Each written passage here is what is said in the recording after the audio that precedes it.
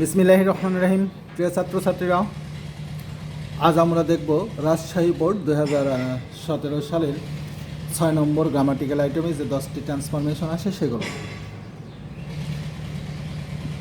আমাদের প্রথমে যে বাক্যটা এ নম্বরে এসেছিল, my friend invited me to pay a visit to Cox's Bazar.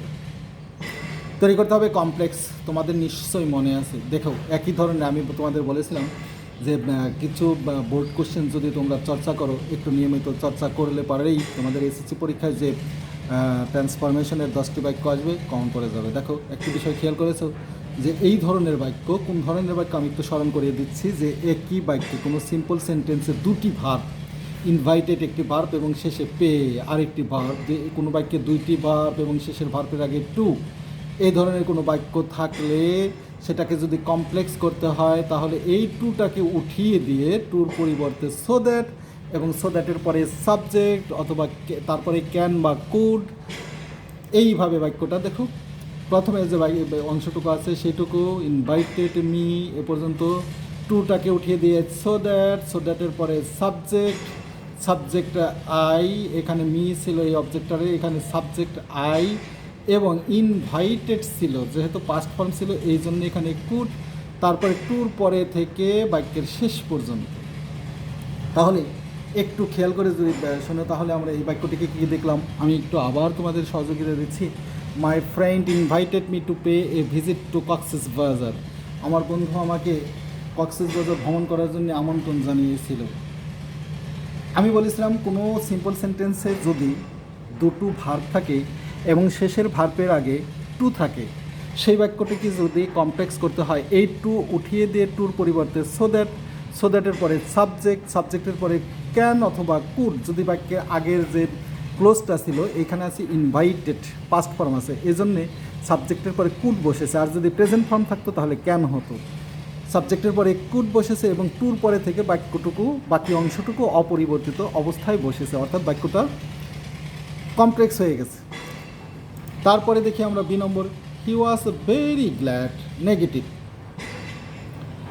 ঠিক এই বাক্যটাও ঠিক আগের যে বোর্ড কোশ্চেনটা আমরা দেখেছিলাম, একটু বিশ্লেষণ করেছিলাম যে কোনো যদি অক্সিলারি যুক্ত কোনো বাক্যকে যদি নেগেটিভ করতে হয়, অক্সিলারির পরে নট বসে এবং সেই বাক্যে যদি ভেরি থাকে তাহলে বাক্যের শেষে সেটা অ্যাট অল হয় এবং ভেরির পরে যে শব্দটা থাকে ওয়ার্ড থাকে তার বিপরীত শব্দ হয়। দেখো খেয়াল করে, এখানে সাবজেক্ট আই ছিল আই ওয়াজ ভেরি গ্ল্যাড, এখানে হয়েছে I was not unhappy or sad or at all. এখানে আনহ্যাপি লিখলেও হবে, গ্ল্যাড এর বিপরীত আনন্দিত, আনহ্যাপি অসুখী এটার বিপরীত হয়, আবার স্যাড লিখলেও হবে।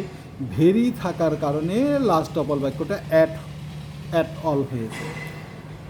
এটাও যদি তোমরা একটু মনে রাখো, দেখো একই ধরনের প্রশ্ন, একটু চর্চা করলেই তোমাদের সবগুলো বাক্যই কমন করবে, তোমাদের নম্বরটা পাওয়া খুব সহজ হবে। আই ওয়াজ ভেরি গ্ল্যাড বাক্যটিকে নেগেটিভ করতে হলে আই প্রথমে বসবে, তারপরে অক্সিলারি ওয়াজ, তারপরে একটা নট বসবে বাক্যটা নেগেটিভ বানানোর পর, তারপরে ভেরি যেহেতু আছে এটা আমরা সব বাক্যের শেষে অ্যাট অল লিখব। আর যে তারপরে যে বাক্য ওয়ার্ড আছে গ্ল্যাড এর বিপরীত হবে আনহ্যাপি অথবা স্যাড, দুটোর একটি লিখলেই হয়ে যাবে। এবার আসি আমরা C number, I accepted the invitation. আমি তার আমন্ত্রণ গ্রহণ করেছিলাম। প্যাসিভ করতে হবে, আছে অ্যাক্টিভে। আমরা জানি প্রথম অবজেক্টকে সাবজেক্ট করতে হবে, এখানে অবজেক্ট আছে দ্য ইনভাইটেশন, এই অবজেক্টটাকে প্যাসিভ ভয়েসের সাবজেক্ট হিসেবে বসবে দ্য ইনভাইটেশন। আমরা আরও জানি যদি বাক্যটা পাস্ট ইনডিফিনিটে থাকে তাহলে প্যাসিভ ভয়েস করার সময় অক্সিলারি হিসেবে সাবজেক্টের পরে ওয়াজ অথবা ওয়্যার, সিঙ্গুলার সাবজেক্ট হলে ওয়াজ বসবে, প্লুরাল সাবজেক্ট হলে ওয়্যার বসতো। এখানে যেহেতু আমরা সিঙ্গুলার সাবজেক্ট দ্য ইনভাইটেশন এই জন্য ওয়াজ হয়েছে এবং মূল ভার্বের পাস্ট পার্টিসিপল এবং প্রিপোজিশন বাইয়ের পরে সাবজেক্টে ছিল আই, এখানকার তার অবজেক্টিভ ফর্ম হলো মি। তাহলে টোটাল বাক্য ছিল আই অ্যাকসেপ্টেড দ্য ইনভাইটেশন। এটাকে যদি আমরা প্যাসিভ করলাম, এখন দেখতে পেলাম যে দ্য ইনভাইটেশনটা প্যাসিভ বাক্যের প্রথমে বসবে এবং অ্যাকসেপ্টেড অর্থাৎ পাস্ট ইনডিফিনিট থাকার কারণে অক্সিলারি হিসেবে ওয়াজ এবং মূল ভার্বের পাস্ট পার্টিসিপল অ্যাকসেপ্টেড এর পাস্ট পার্টিসিপল অ্যাকসেপ্টেড, তারপরে প্রিপোজিশন বাই এবং সাবজেক্টের অবজেক্টিভ ফর্ম মি, আইয়ের অবজেক্টিভ ফর্ম মি। এবার আসি আমরা ডি নম্বরে, ডি নম্বরে যে সেন্টেন্সটা এসেছিল, when I reached there my friend received me cordially. when I reached there my friend received me cordially, যখন আমি সেখানে পৌঁছেছিলাম আমার বন্ধু আমাকে আন্তরিকভাবে গ্রহণ করেছিল। এই বাক্যকে যদি সিম্পল করি, আমরা জানি সিম্পল বাক্যটি কমপ্লেক্স সেন্টেন্সে আছে, হোয়েন যুক্ত বাক্যটা এটা কমপ্লেক্সে আছে। আমরা যদি সিম্পল করি তাহলে হোয়েন বাদ যাবে, কমপ্লেক্সের হোয়েন বাদ যাবে, সাবজেক্ট প্রথম যে ক্লোজ আছে এটার সাবজেক্ট বাদ যাবে, যে ভার্ব আছে রিচড, এই রিচিং এটাকে যদি আমরা প্রেজেন্ট পার্টিসিপল করি reaching there, after reaching there সেখানে পৌঁছানোর পর my friend received me cordially, ঠিক এভাবেই হয়ে যাবে। On my reaching there, on my reaching লিখলেও আফটার রিচিং দিলেও কোনো সমস্যা নেই। On my reaching there my friend received me cordially. I was very excited to see the sea beach. I was very excited to see the sea beach. Exclamatory করতে হবে। আমরা জানি ভেরিযুক্ত কোনো সেন্টেন্সকে যদি এক্সক্লেমেটরি করতে যাই তাহলে সেই এক্সক্লেমেটরি বাক্যের শুরুতে একটা হাউ বসবে, তারপরে বাক্যের শেষের অংশ এক্সাইটেড, ভেরির পরের যে শব্দটা থাকে এক্সাইটেড সেটি বসবে, হাউ এক্সাইটেড, তারপর বাক্যের শুরু থেকে আই ওয়াজ সাবজেক্ট এবং ভার্ব এবং বাক্যের যে অতিরিক্ত অংশটুকু থাকে সেটুকু বসে সর্বশেষে এক্সক্লেমেশন সাইন এক্সক্লেমেটরি চিহ্নটা বসবে। তাহলে ভেরির পরিবর্তে হাউ বসবে, ভেরির পরে যে শব্দটা থাকে সেটা বসবে এবং সাবজেক্ট এবং ভার্ব বসবে এবং সর্বশেষে বাক্যের যদি অতিরিক্ত অংশ থাকে সবটুকু বসে এক্সক্লেমেটরি চিহ্নটা বসবে।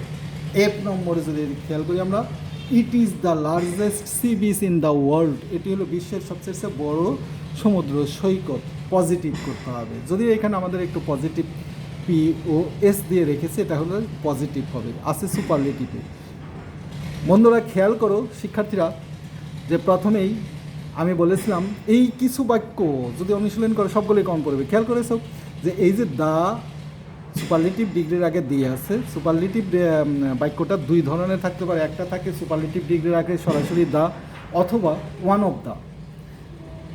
যদি সরাসরি ওয়ান অফ দা না থাকে শুধু দিয়ে থাকে সেইটাকে যদি পজিটিভ করো বাক্যটা নো আদার দিয়ে শুরু হবে, পজিটিভ বাক্যটা নো আদার দিয়ে শুরু হবে। তারপর যে ডিগ্রির পরে থেকে থাকে সেই অংশটুকু বসবে, তারপরে ভার্ব বসবে, আমি এইভাবে বসবে, আসলে নো আদার দিয়ে শুরু হবে। ডিগ্রির পরে থেকে যে শেষ পর্যন্ত যে অংশটুকু আছে সেটুকু বসবে, তারপর ভার্ব বসবে। ভার্বের ক্ষেত্রে আমি তোমাদের বলেছিলাম যদি আমি যার তিনটির একটি থাকে তাহলে তিনটির একটি এখানে বসবে, ভার্বের পরে একটি সো বা অ্যাজ বসবে, তারপরে অ্যাডজেক্টিভ যেটা আছে সেটা পজিটিভ ফর্ম বসবে, লার্জেস্ট ছিল সেটা লার্জ হয়ে যাবে, আরও একটা অ্যাজ বসবে এবং প্রথমে যে সাবজেক্ট ইট ছিল সেটা ইটটা সব শেষে বসবে এবং ফুল স্টপ হলে বাক্যটা পজিটিভ হয়ে যাবে। আবার স্মরণ করিয়ে দিচ্ছি কারণ এই ধরনের বাক্য আরও 2-3টি বোর্ডে তোমরা দেখেছো একই ধরনের বাক্য এসেছে। যদি এই সুপারলেটিভ ডিগ্রি দ্য লার্জেস্ট অর্থাৎ সুপারলেটিভ ডিগ্রির আগে ওয়ান অফ দ্য না থেকে সরাসরি দি থাকে তাহলে সেই বাক্যটাকে যদি পজিটিভ করে তাহলে নো আদার দিয়ে আরম্ভ হবে, নো আদার দিয়ে আরম্ভ হওয়ার পরে অ্যাডজেক্টিভ যে লার্জেস্ট ছিল এরপরের লার্জেস্ট পরে থেকে সবটুকু অংশ অপরিবর্তিত অবস্থায় বসবে, তারপরে বসবে কি ভার্ব। ভার্বের ক্ষেত্রে আমি তোমাদের বলেছিলাম যদি প্রদত্ত বাক্যে এম ইজ আর তিনটির একটি থাকে তাহলে সেই তিনটির একটি থেকে আরও একটি বসবে, বসার পরেই ভার্বের পরে একটা সো অথবা অ্যাজ বসবে, তারপরে যে অ্যাডজেক্টিভ ছিল লার্জেস্ট এটার পজিটিভ ফর্ম লার্জ, যেহেতু আমরা পজিটিভ ডিগ্রি তৈরি করছি তাহলে পজিটিভ ফর্ম বসবে, আরও একটা অ্যাজ বসবে, অ্যাজের পরে সর্বপ্রথমে যে সাবজেক্টটা ছিল সেটা বসে যাবে। এরপর হলো G number, he is one of the most beautiful sea beach, it is one of the most beautiful sea beach in the world.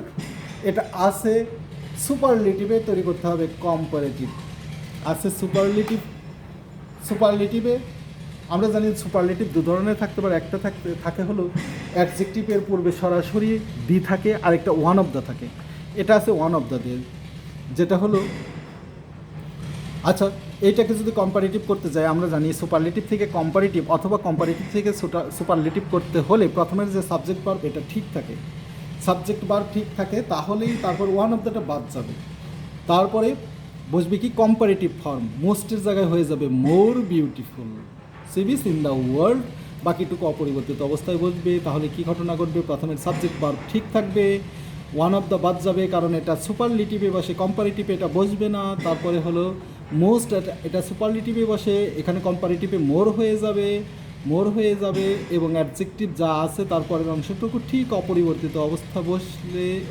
আরেকটি কথা, অ্যাডজেক্টিভের পরে than few other, one of the যুক্ত কোনো সুপারলেটিভকে কম্পারেটিভ করতে হলে দেন ফিউ আদার বসবে। Few other বসার পরে যে অ্যাডজেক্টিভের পরে থেকে বাক্যের শেষ পর্যন্ত অপরিবর্তিত অবস্থায় বসে যাবে। তারপর 23 নম্বরে, it is called the pleasure seekers paradise active. খেয়াল করো, তোমাদেরকে আগেও আমি একটু বলেছিলাম যে কিছু কিছু বাক্য আসে যেটা হলো প্যাসিভে থাকে কিন্তু সাবজেক্ট দেওয়া থাকে না, যেমন এই বাক্যটাই আছে যে এখানে it is called the pleasure seekers paradise, এটাকে প্লিজার শিকার্স প্যারাডাইস বলা হয় কিন্তু কে বলে তা দেয়া নাই। এখানে সাবজেক্ট উজ্জ আছে, উই লিখলেও হবে অথবা পিপল লিখলেও হবে, উইও লেখা যাবে পিপলও লেখা যাবে। তাহলে পিপল কল হবে কেন? কারণ প্রদত্ত বাক্যে এম ইজ আর তিনটার একটা থাকলে ভার্বের প্রেজেন্ট ফর্ম হয়, আর যদি ওয়াজ ওয়ার থাকে তাহলে ভার্বের পাস্ট ফর্ম হবে। যেহেতু ইজ আছে তাহলে ভার্বের present form. People call it the pleasure seekers paradise, people call it the pleasure seekers paradise. তারপরে যে বাক্যটা আছে সেটা হলো রাজশাহী বোর্ডে 2017 সালে এসেছিল আই নম্বরে, every year a lot of people come to visit it. খুব খেয়াল করো, ঠিক একই ধরনের বাক্য প্রায় সব বোর্ডেই আসে যে এভরি ইয়ার। আমি তোমাদেরকে আবারও স্মরণ করিয়ে দিচ্ছি, যদি কোনো সিম্পল সেন্টেন্সে দুইটি ভার্ব থাকে, শেষের ভার্বের আগে টু থাকে, তাকে যদি কমপ্লেক্স বা কম্পাউন্ড করতে হয় তাহলে টুটা বাদ দিয়ে কম্পাউন্ড করলে অ্যান্ড বসাতে হবে, অ্যান্ডের পরে একটি সাবজেক্ট বসাতে হবে, সাবজেক্টের পরে ক্যান কুড, তারপরে হলো টুর পরে থেকে অপরিবর্তিত অবস্থায়। আরও একটি কথা তোমাদের বলেছিলাম, সাবজেক্ট যদি একই ব্যক্তি বা অবস্থা হয় অ্যান্ডের পরে আর সাবজেক্ট বসে না, বাক্যটা এরকম হয়ে যাবে every year a lot of people come, verb ছিল কাম এবং visit, lot of people come and visit it. যেহেতু এখানে ভার্ব কাম আছে প্রেজেন্ট ফর্ম এবং ভিজিট এটা অ্যান্ড দিয়ে যুক্ত হয়ে ভিজিট ইট হয়েছে। খেয়াল করে, একটু আগে তোমাদের আমি বললাম যে এখানে অ্যান্ডের পরে দে হতে পারতে, লট অফ পিপলের প্রোনাউন হিসেবে অ্যান্ডের পরে সাবজেক্ট হিসেবে দে বসতে পারতো কিন্তু বসানো হয়নি। এজন্য কারণ আমরা এর আগেই তোমাদের সাথে আলোচনা হয়েছে, তোমাদেরকে বলা হয়েছে এবং তোমরা জানো এটা খুব ভালো করে, দুইটি ক্লোজের সাবজেক্ট যদি একই ব্যক্তি বা বস্তু হয় সেই ক্লোজ দুটি অ্যান্ড দ্বারা যুক্ত হলে অ্যান্ডের পরে সেই সাবজেক্টটা না বসাইলেও হয়, বসে না, চলে। তারপরে যে নম্বরে সর্বশেষ যে বাক্যটা ছিল if I could visit the sea beach, আছে এক্সক্লেমেটরি সেন্টেন্স বানাতে হবে অ্যাসার্টিভ। যদি এরকম কোনো ইফ দিয়ে কোনো বাক্য থাকে, ইফ আই কুড ভিজিট এইরকম বাক্য থাকলে সেটা ইফের পরে আই উইশ দিয়ে সেটা অ্যাসার্টিভ করতে হয়। ঠিক এইভাবে I wish I could visit the sea beach. তাহলে এটা একটু স্মরণ রাখতে হবে যে এটা একটু ব্যতিক্রম, খুব কমই আসে এরকম, তারপরেও যদি আসে আমরা যেন সেটাকে সুন্দরভাবে ভালোভাবে অ্যান্সার করতে পারি। If I could visit the sea beach বাক্যটাকে যদি আমরা অ্যাসার্টিভ করতে চাই তাহলে অ্যাসার্টিভ করতে হলে ইফ বাদ দিয়ে ইফের পরিবর্তে আই উইশ এবং বাকি অংশটুকু অপরিবর্তিত অবস্থায় থাকবে। If I wish I could visit the sea beach. ধন্যবাদ শিক্ষার্থী।